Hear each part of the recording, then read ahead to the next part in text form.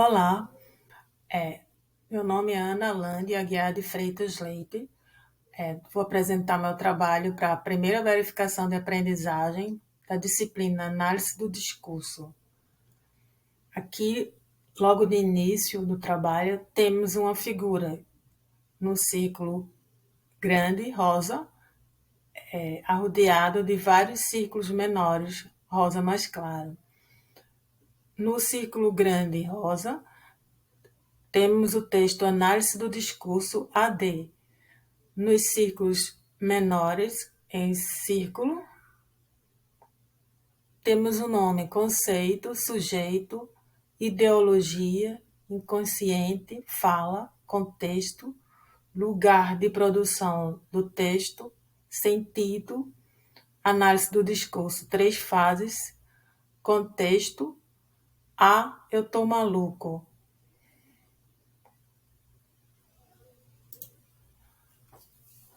Iniciamos essa apresentação fixando esse ponto importante para a compreensão de discurso. O discurso aqui compreendido não é texto.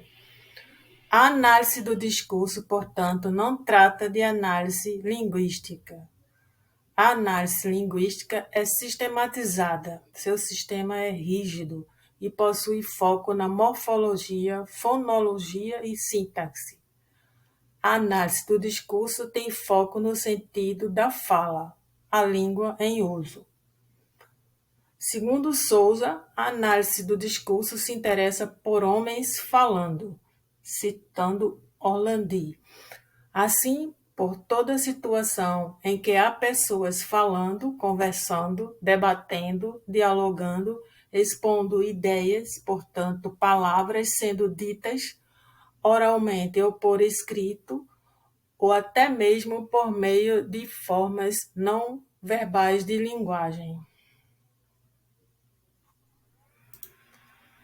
Para melhor compreensão, imagine.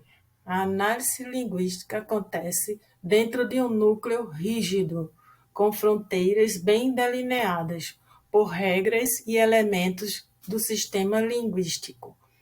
A condição do falante não tem influência nessa análise linguística. A análise do discurso acontece dentro de um núcleo mais amplo, que também abarca o núcleo rígido da análise linguística. Só que no núcleo da análise do discurso, que é ampliado, as fronteiras são pontilhadas, pois recebe influências de ordem psicossocial histórica. A condição do falante nessa ordem é considerada na análise discursiva.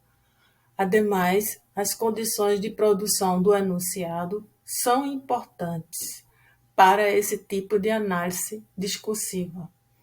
Destaca-se: a análise discursiva, além de contar com o apoio do núcleo rígido da análise linguística, conta com as condições de produção do enunciado do texto. Dentro da análise do discurso, as condições de produção do enunciado envolvem a posição social dos sujeitos em interação, observando a sua subordinação à ideologia e ao seu inconsciente, e ainda o lugar de produção do enunciado discurso. Mussolini e Costa, apoiando-se em Peugeot, afirmam que o sentido do enunciado na análise do discurso é construído contextualmente. Esse sentido, significado, é visto como um efeito de sentido. Essas estudiosas apontam, dentro do conjunto de condições de produção discursiva, um esquema básico chamado jogos de imagens, com o qual, em suma, podemos compreender como se dá a interpretação do discurso. Numa situação discursiva, o falante se faz as seguintes perguntas: quem sou eu para falar assim? Quem é ele para que eu lhe fale assim? O ouvinte se faz as seguintes perguntas: quem sou eu para que ele me fale assim? Quem é ele para me falar assim? Ainda temos o referente do discurso. Se acha perguntando sobre o que ele está falando. Conforme menciona Costa, esses elementos questionadores apontam como ocorre o jogo de imagens dentro de um determinado contexto discursivo.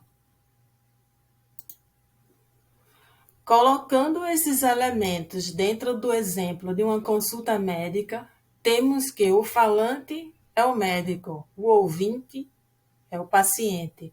O tema referente é um assunto profissional da especialidade do falante.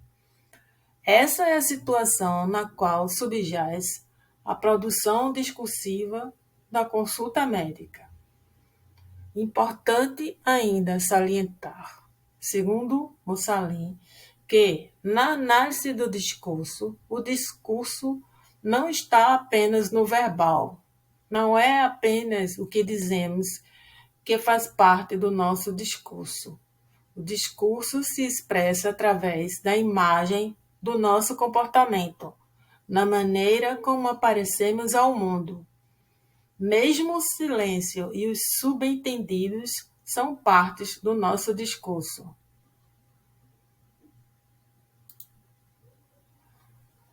A análise do discurso não foi construída como uma teoria no momento inicial, até que se constituísse seu campo teórico. Houve 3 fases na análise do discurso. Em cada fase, o conceito de sujeito foi essencial e sempre foi reformulado.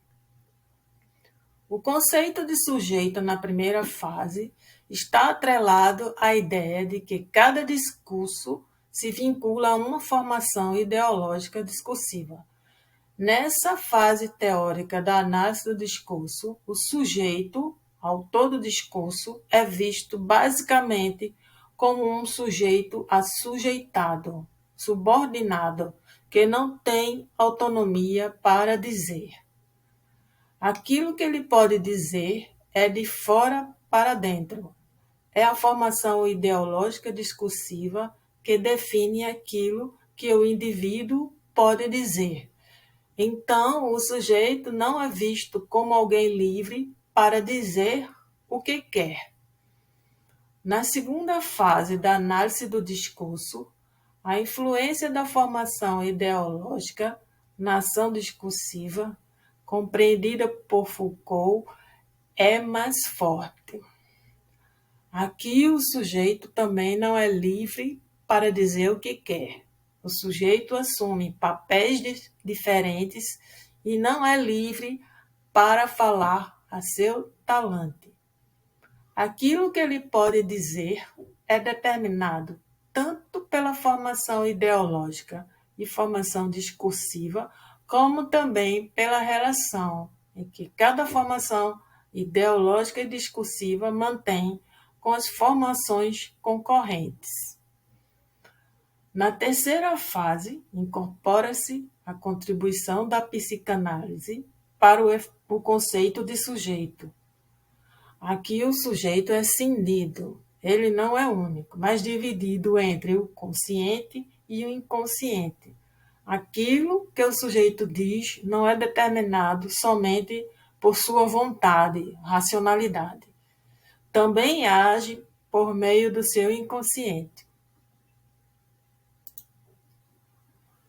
Há uma característica comum nas concepções de sujeito do discurso, nas 3 fases da análise do discurso.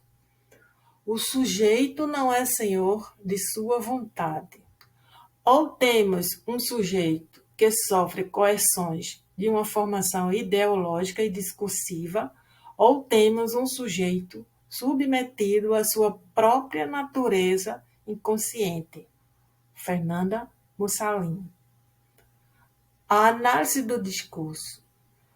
Na interpretação dos discursos, leva em conta a informação ideológica e a formação discursiva e o interdiscurso, aquele contato do discurso com outros discursos concorrentes.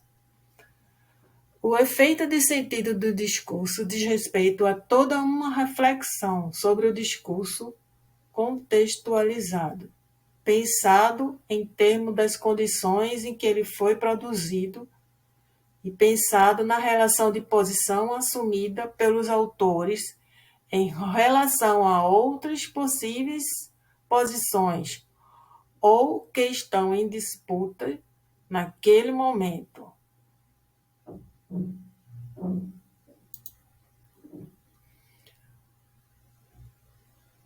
A aplicação da teoria da análise do discurso no famoso bordão "Ah, eu tô maluco", dito por um camelô carioca quando foi desafiado a dizer algo num palco no Rio de Janeiro, exemplo de Mussolini. Esse mesmo enunciado, "Ah, eu tô maluco", posteriormente como parte de uma música do movimento Funk Club, possui o sentido de "eu estou gostando". Tem um viés positivo no contexto da música. Esse enunciado, alguns meses depois, utilizado num cartaz de protesto de aposentados em Brasília, tem sentido de "eu estou indignado". Tem um viés negativo no contexto do protesto contra o aumento de R$ 8 proposto pelo governo federal. Nesses exemplos, podemos ver que o sentido do mesmo enunciado, "Ah, eu tô maluco", pela análise do discurso, tem sentidos totalmente opostos, a depender de seu contexto de produção. Referências: Costa, Mussolini, Souza. Fim da apresentação.